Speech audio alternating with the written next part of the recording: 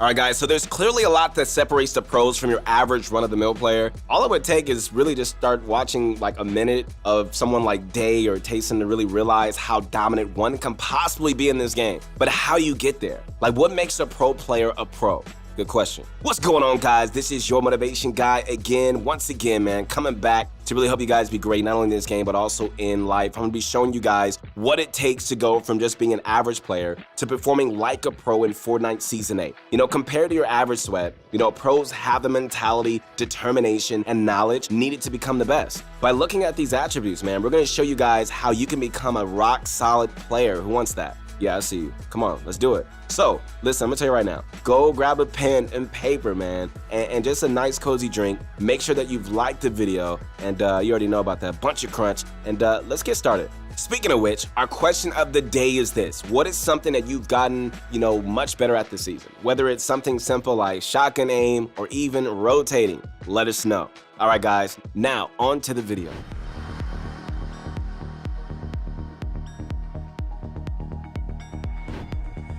So if you're still struggling to improve at Fortnite despite a ton of game time, the issue likely sits with your mentality. You know, if you're looking to get better at this game or anything else in life, it's important to be willing to learn from mistakes. Okay, so what we mean is that after every single elimination, you need to look at what you did wrong. You know, you can't just try to deflect the blame into somebody else. Dying and blaming it on bad RNG, a weapon being overpowered, or opponents acting recklessly are some of the common ways we see players deflect blame. Now look, like, I get that sometimes those factors might have contributed to your death, but there's one thing usually in common with what players like to blame. They're all outside factors beyond your control and don't revolve around how you play. Like, if a player pushes you in the storm and you die because of it, blaming the player won't get you anywhere, man. Sure, their psychotic behavior got both you guys eliminated, but you need to instead think of how you played leading up to that point. Okay, could you have taken another rotation path? Or maybe you should have just been more watchful in spotting potential players. How about rotating early next time? Regardless, the point is that you need to be primarily focusing on yourself and in trios, your team's gameplay.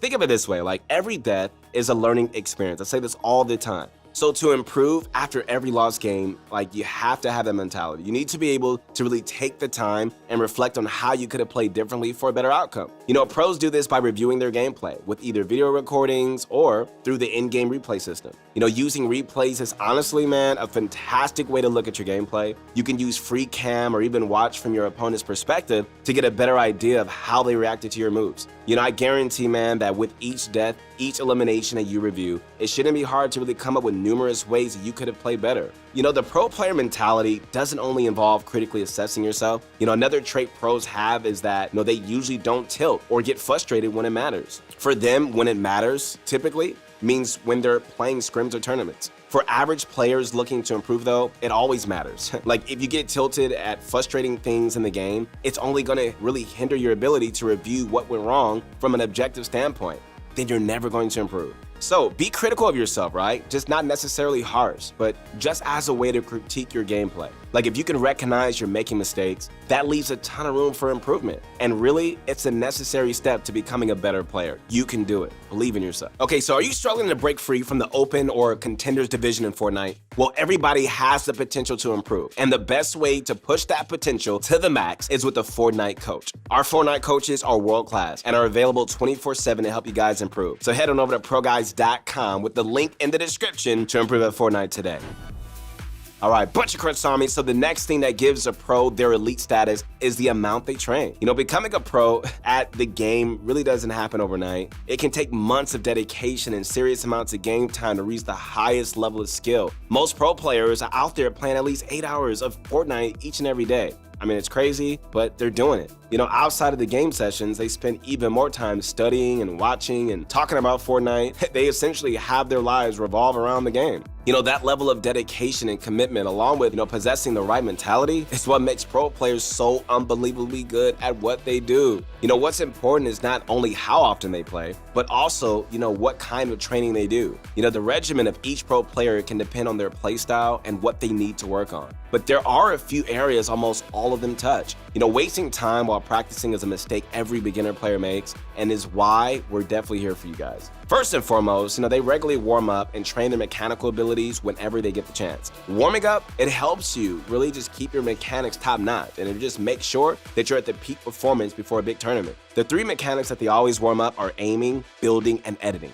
To work on their shots, plenty of keyboard and mouse pros like to use Kovacs Aim Trainer for a more advanced, effective style of warm-up. Kovacs is just one of the leading aim trainers out there, known for its ability to produce results among Fortnite pros. If you have a PC and you really want the best out of your aim, you need to check it out on Steam. But for those of us that really don't play on PC, Kovacs isn't an option. The good thing is that you can still get a very effective aim warm-up in creative. So if you're looking for an aim map to try out, the Kovacs Aim Trainer V6 by Don Wozy is like a creative map that has many different scenarios and features that you can use to eventually practice your aim. This map is created by Don Wozy, who is a very experienced map creator who has helped many different players before in collaborations with Arab, and who's an ex-pro player who knows everything that you need to know to improve. When it comes to building, there are 2 ways pros really like to train. The first is by doing it alone in creative. Some techniques don't really involve other players. For example, tunneling, prediction, piece control, triple edits are things you can always work on by yourself. So the second and preferred way of warming up builds is many pros just do 1v1s. Like by 1v1ing, like you're practicing your building mechanics but in a more realistic setting. Like it's one thing to know how to do high ground retake, but you can do a high ground retake and just quickly adjust when a player reshoots at you. That's a whole different thing, because that's what's going to happen in actual fights, and being able to train for actual scenarios is just much more valuable than just getting the techniques down. For practicing editing and building efficiently, you need to try out the Raider 464 Piece Control Map V2. This map has a ton of drills that you can continuously run, and it's not only going to help with getting your edits down, but it's also going to help tremendously with your crosshair placement and piece control. So another great thing about this map is that it's going to really help you get used to new keybinds because of the repetition of each build. If you ever change your keybinds, make sure that you always use this map to learn them as soon as possible, guys. After completing all the levels, you can also free build in the map, and you can choose to free build to warm up all in this one map. So other than their mechanical abilities, another area in which pros excel is game sense. Game sense is what really players use to make informed decisions in the game.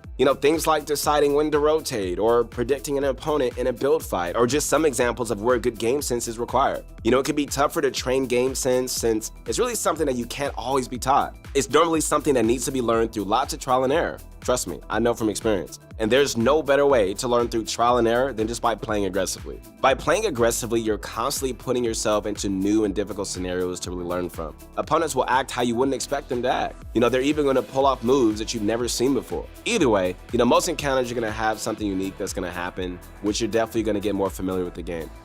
But I will say this, every mistake, like every elimination, you need to make sure that you're thinking about what you did wrong. And that way, you can learn something. And so if you don't, you won't learn much, and you're gonna have just a hard time, and you're gonna waste time. This is when the replay mode really comes into clutch.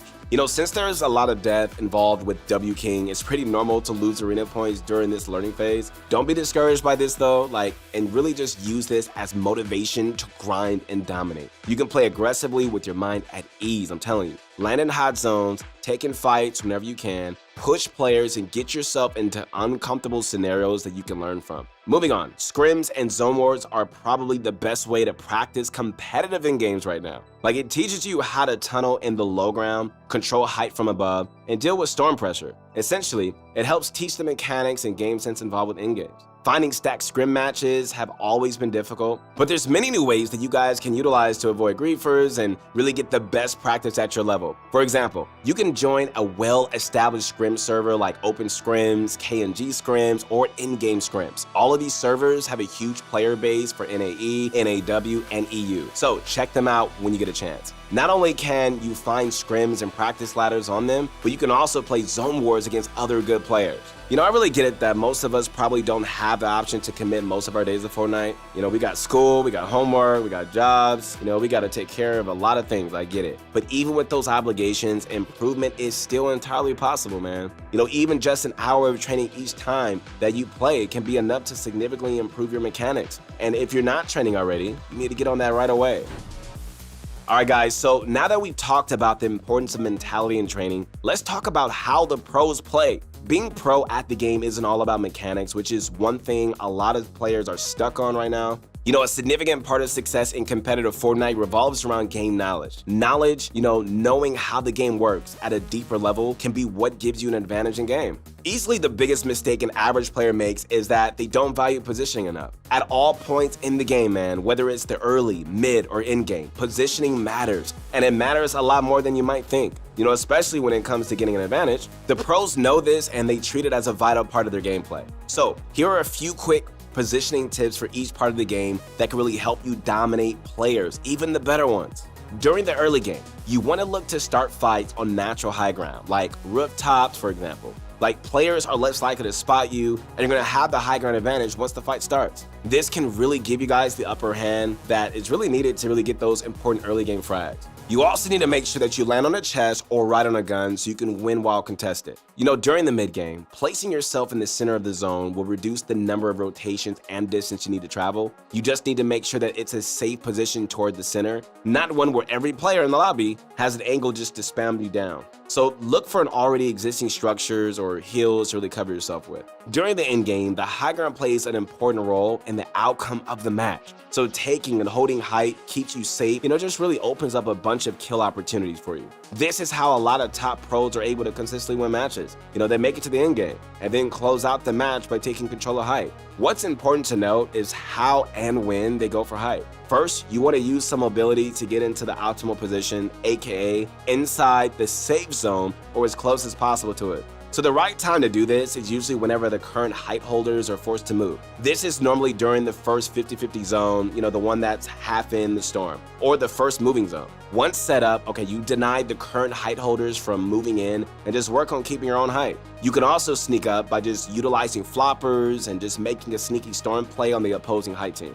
So in summary guys, having the right mentality, training regimen, and playstyle are 3 attributes that really make pro players shine. And if you want to make it as a pro gamer someday, you're going to need a good combination of these traits. Always be willing to learn from your mistakes, guys.